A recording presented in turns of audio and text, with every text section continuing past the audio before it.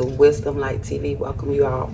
Listen, I wanted to talk to you guys about the power of prayer in relationships and in real life, because I had a question, and that question was, how come relationships don't last, or why they don't seem to work out? And so I did some research and I found 4 scientific facts that can make sense to you. So as I read them, number 1 is the hedonic adaptation, and it says that you get used to a partner. So the exhilaration of the dopamine and the adrenaline rushes of a new relationship, it naturally fades after about 18 months. So once this feeling of a high subsides, couples, they meet reality, and either they work to maintain the relationship or they just part ways, right? Number 2 is called the 4 horsemen of relationships, and this is the destruction, failures, and bad habits that kick in, and they're called criticism, defensiveness, stonewalling, and contempt. And if you can relate to this, many of us, we can't avoid these, right? Without either continuously, actively putting forth effort, right? Number 3, evolutionary mismatch. And this is the human brain. It's evolved, right? Just like time, we have evolved with time. And so this has become something that's cautious of long-term elusive bonds. Like, people don't want to be in long-term bonds anymore. Used to be where it was an ancestral survival mechanism where people stayed in relationships because they needed each other to survive, and that mechanism was turned on. And that's what made couples continuously evaluate their relationship, evaluate the person they are dating, and that constant drive that was there for them to have this absolute commitment or this absolute happiness and peace together. And so they created a constant battle for them to stay relevant in the relationship, which is the evolutionary mismatch. We're no longer in that fight, right? Most people are in that flight era. Number 4, the Coolidge effect. This is the long-term intimacy that's often led to a drop in the novelty. So like everyday couples, they learn to navigate nuances, like, things that get on your nerve or annoy you about your partner. People, they have dropped the interest, okay, of another person in order to deal with what's, driving this person, or what's making them get on their nerves. What is it? They don't want to figure that out or find out how to overcome it. And it's just a lack of euphoria. So once that high is gone, yet once again, the euphoric feeling, that excitement, that eagerness, the adrenaline rush, once that leaves, people is ready to burn out. They're ready to chuck you the deuce and say, bye, I'm done with this. All right. So those are scientific facts that I found out. Next, I have some Bible scriptures, and they came from Romans 8:1, 8:3, 8:5, 8:15, Romans 11:4, 11:20, and Romans 1:11. And so I'm just going to read them, and this is Romans 8:1. There is therefore now no condemnation for those who are in Christ Jesus. And so this here means that you are no longer in guilt, and you are in spiritual freedom. That's the people who, in relationships or in real life, they are no longer in condemnation, right? They're no longer living in sin. They're no longer living in guilt. These are typically the single people, okay? And if you see couples who are still together, it means that they have no more guilt. They have no more condemnation, and they are spiritually free. All right. 8:3, Romans 8:3, it says, for God has done what the law, weakened by the flesh, could not do, by sending his own son in the I guess, what does it says? in the likeness of sinful flesh and for sin. So he condemned sin in the flesh. So this is the human mechanical breakdown of human willpower, and God, he's resolving it, okay? Because he sent his son. So many people here, it used to be that the law, the weakening of the flesh. That's why a lot of people are not in these healthy connections, in these healthy, stable, solid relationships, and sticking in them and fighting through the hardships, the nuances, the dopamine, the high. They're staying past the 18 months. So if you are no longer in the flesh, then you are in God's willpower. Okay. Romans 8:5, it says, for those who live according to the flesh set their minds on the things of the flesh, but those who live according to the Spirit set their minds on the things of the Spirit. And so this here is highlighting a fundamental psychological and spiritual divide, right? So we're still talking about the mind of the spirit and the mindset of the flesh, okay? And it's a fundamental and psychological spiritual divide that's going on right now in today's society. And this is focusing on the direction of a person's inner thoughts, right? Okay. Romans 8:15, it says, believers have received the spirit of adoption rather than fear, allowing them to and allowing them to intimate. That's probably not what it says, but it could be allowing them to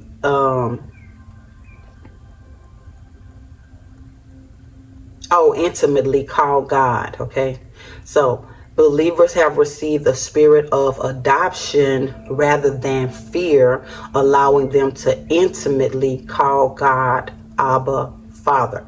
And so that's Romans 8:15, and this verse describes a transition from a life of dominated by anxiety about divine judgment to one of secure familial belonging as God's children.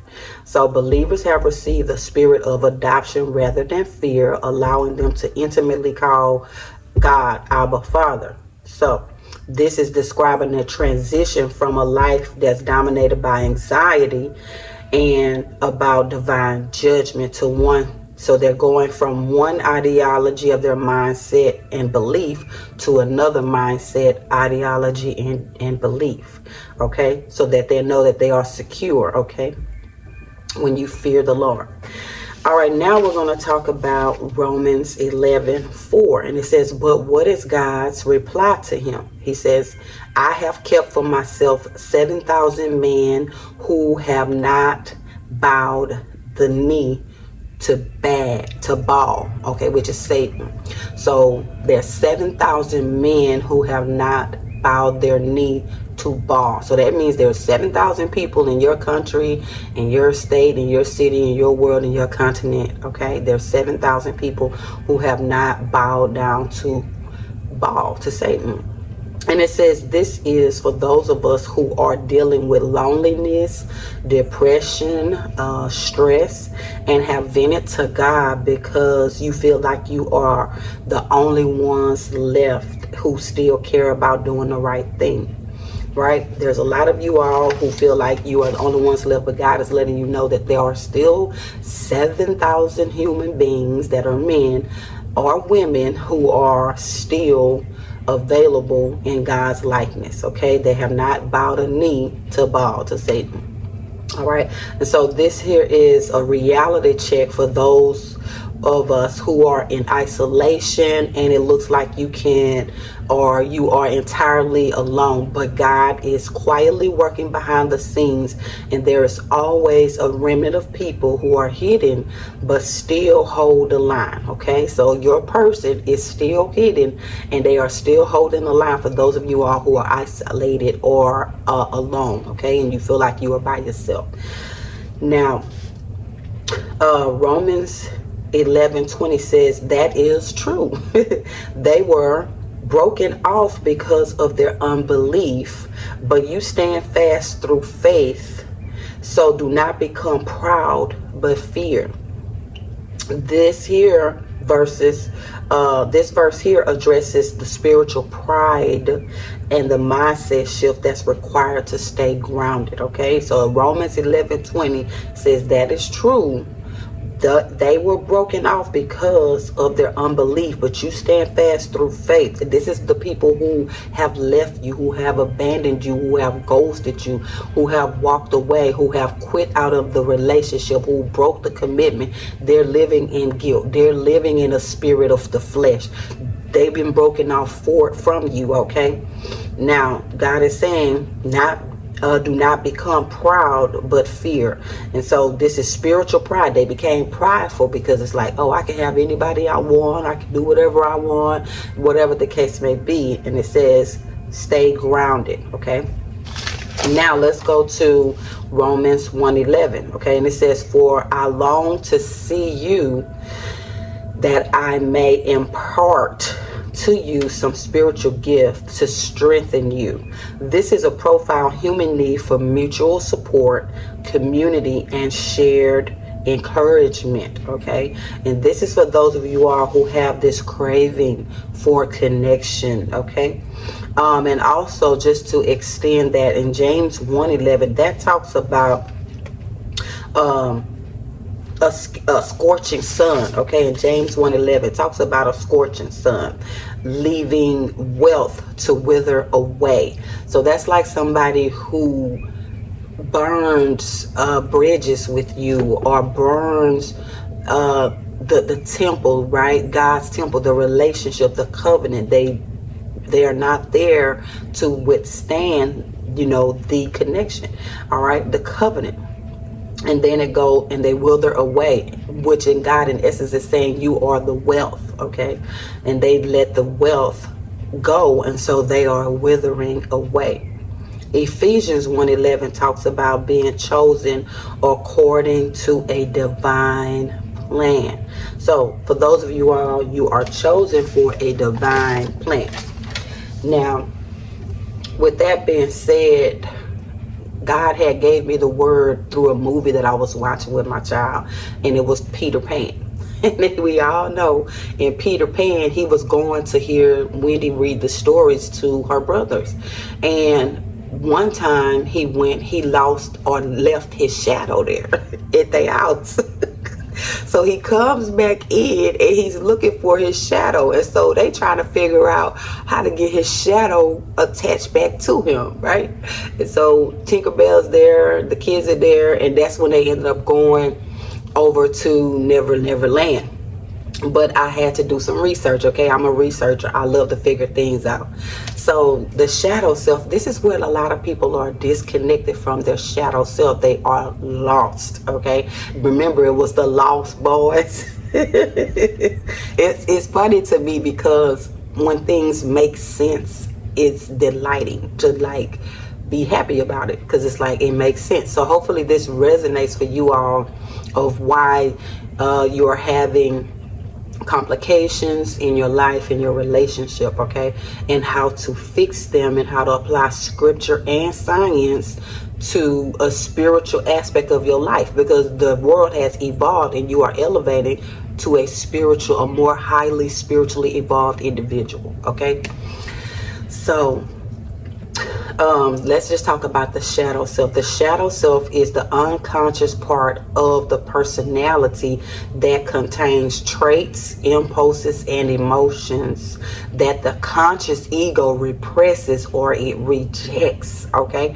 so let's say for instance you meet someone and this person on the outside, they appear to be one way, meaning they are in their ego and they are repressing or rejecting something within you. If you are an evolved version of that person or yourself even, okay?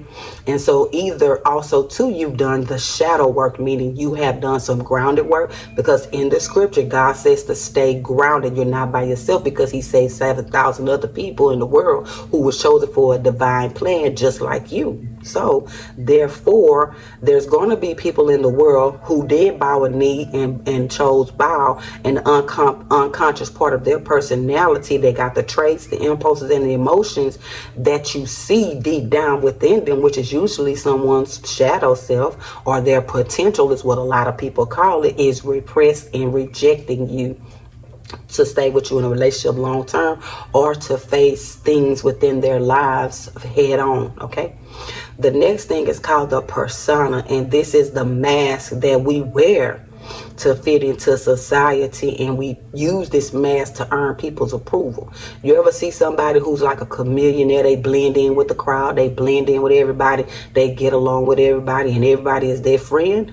That's a persona. That is a mask. That's not the true core of who that person really truly is.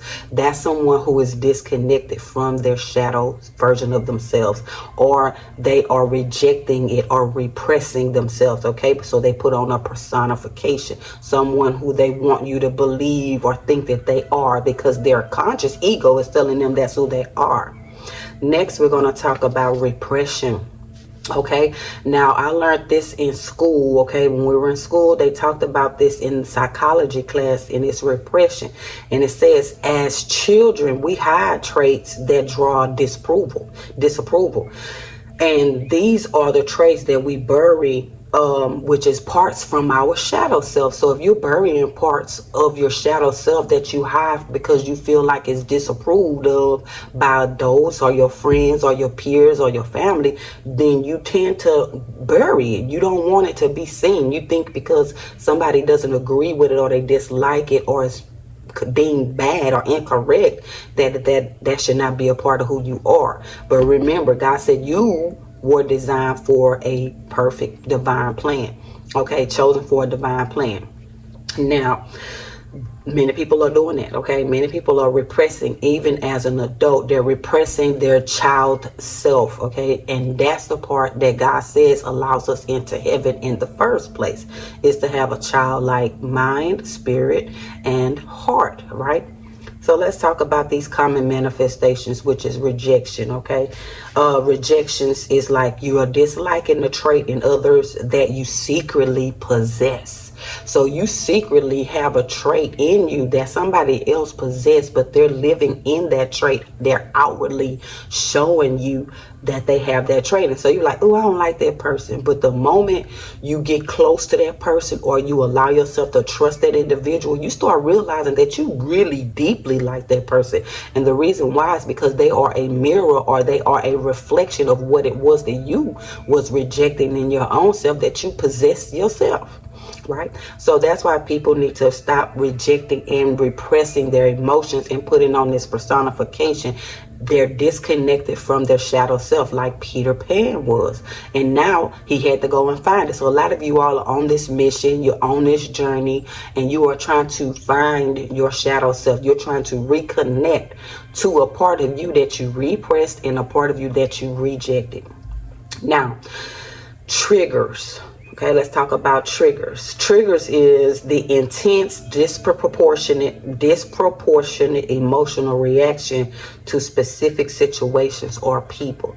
So say for instance, you had a bad relationship and that relationship failed or it ended. And then you didn't heal from it. You didn't heal your shadow self because you repressed it, right? You rejected it. You went on to the next person and they triggered you. They triggered something in you because it reminded you of something that somebody did to you that you did not uncover, or that you did not heal or deal with, right? You didn't fight to heal yourself. So these are things that are intense, and it's a disproportionate emotional reaction. So people will blow up, people will scream, people will yell, and you like, wait a minute, all I said was, do you want eggs for breakfast? You know what I'm saying? Just something so minute could be a trigger to someone. I'm laughing, but this is something that's serious and real that I know. you've seen, you've encountered, and you've witnessed this behavior from somebody, or even within yourself. You've done it yourself. So I know it's true. People get triggered. Trust me. If you haven't resolved the issues of your shadow self, or what someone did to you that you rejected or repressed, and you put on a personification of your ego, and you're like, oh, it didn't really bother me, it's nothing, or that you was over it, and now it's coming back up to the surface. These are things that people have to deal with. All right. Another thing that happens in relationships, and this is another one that ends relationships, okay? Self-sabotage. How many of you all have self-sabotage your own relationship? Like, you know, you with somebody that's really good for you, or that you can really learn from, or that you can really experience a lifelong marriage or commitment with, all right? In a covenant relationship with God. But you, because you don't know your shadow self, and you haven't done no inner work, your unconscious behaviors from your unhealed wounds, you are denying the healed version of yourself. And also, if you have any type of desires that you had in your life that you denied, that's self-sabotage. Okay, so it's an unconscious behavior from an unhealed wound, or desires that you have denied. How many of you have denied yourself something you desired so deeply, or an unhealed wound just makes you mad just to think about it, right? But it's unconsciously a behavior that you produce over and over again. Self-sabotage will kill or destroy a lot of relationships, okay?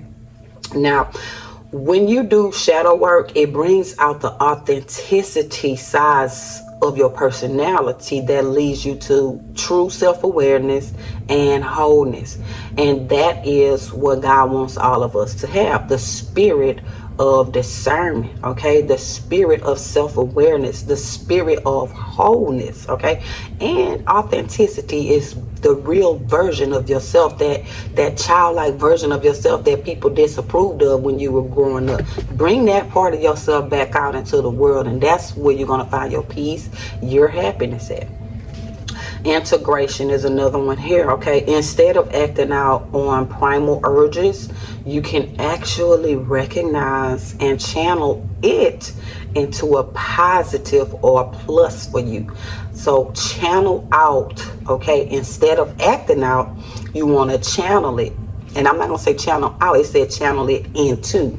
So that means you're channeling something into yourself. You're putting something into yourself that's positive, instead of pushing something out that is wrong or that is bad because of a primal urge, okay?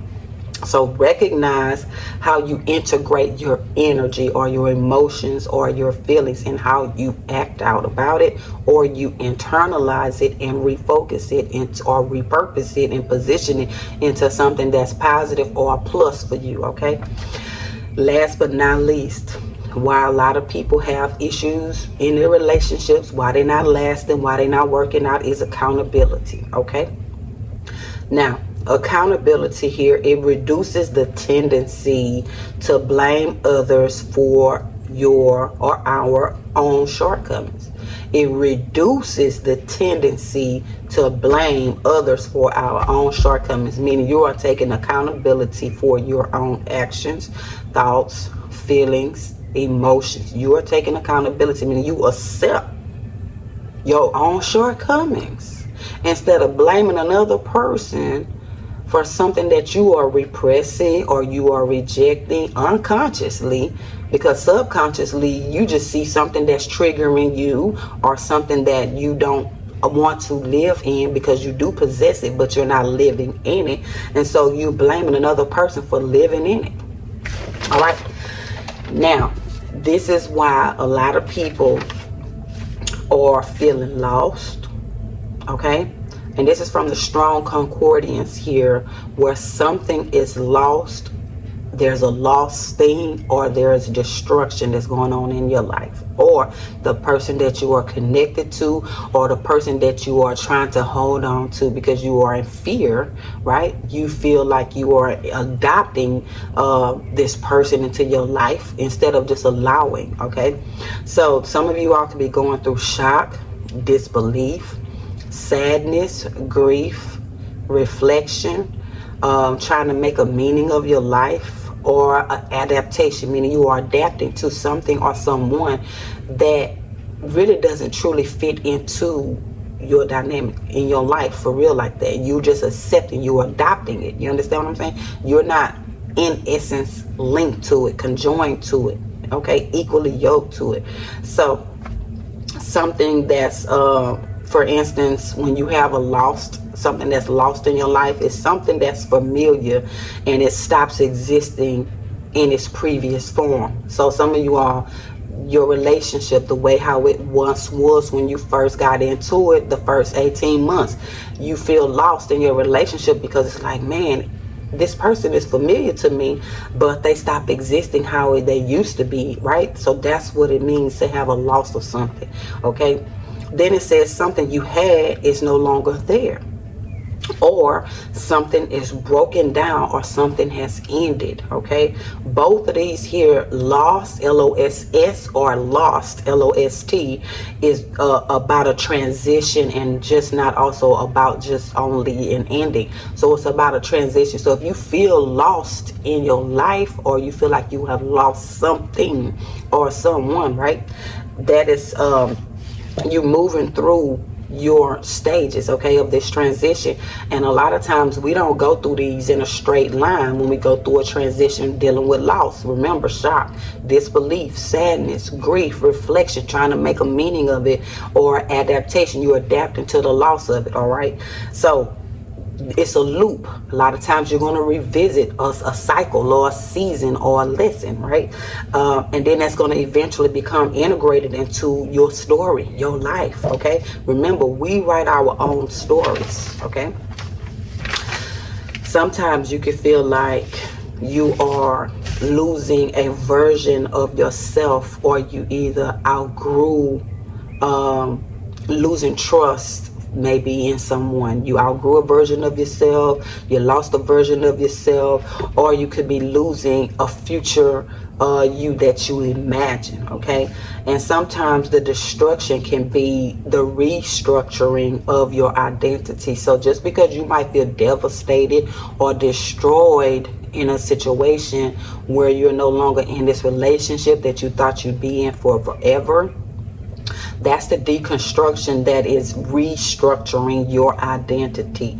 So if you are feeling lost, okay, that internal state where someone doesn't feel, or you does not feel anchored or clear about where you are in life, okay? You may have a lack of direction. You may have a disconnection. You may have uncertainty. You may have an emotional overload, or you may be dealing with exhaustion. You need to figure out which one of those feelings that you are going through emotionally, all right? And then also long periods of survival mode without a reflection or rest period. We all need time to reflect, and we need time to rest, okay? Another thing that you could be dealing with if you are dealing with lost, L-O-S-S or L-O-S-T, a loss or lost, something, okay? Something or someone or just yourself, right? It's unresolved stress, maybe emotions. You're in your emotions for too long, okay? You could be overwhelmed with a responsibility, or you could be overwhelmed with the expectation. You could be losing the sense of your identity just overall, okay? Now, when you lost something, it's not always sadness. It can feel like numbness or just mental fog, okay? So sometimes people just numb themselves, okay? Or they just have a mental fog and they're just unclear. There's just no clarity. And so I just want to say to you guys, it's not a permanent state, okay? It is a signal that something in your life needs realignment or clarity. All right, so hopefully everything that I have said here resonated with you, and that is how you get into a prayer for God's power in your relationship and in your real life. And you want God to reveal to you, number one, your shadow self. You want to reconnect to your shadow self. There's something within the darkness the places that you have dismissed, regressed, or rejected is the bottom line. Okay, that's the bottom line. That's what's going to get you out of the pits of the darkness or the feelings that you are in. Okay, peace. See you guys in another video. If you are new, thank you for coming, and if you are returning, thank you for returning. Bye bye. Hit the subscribe.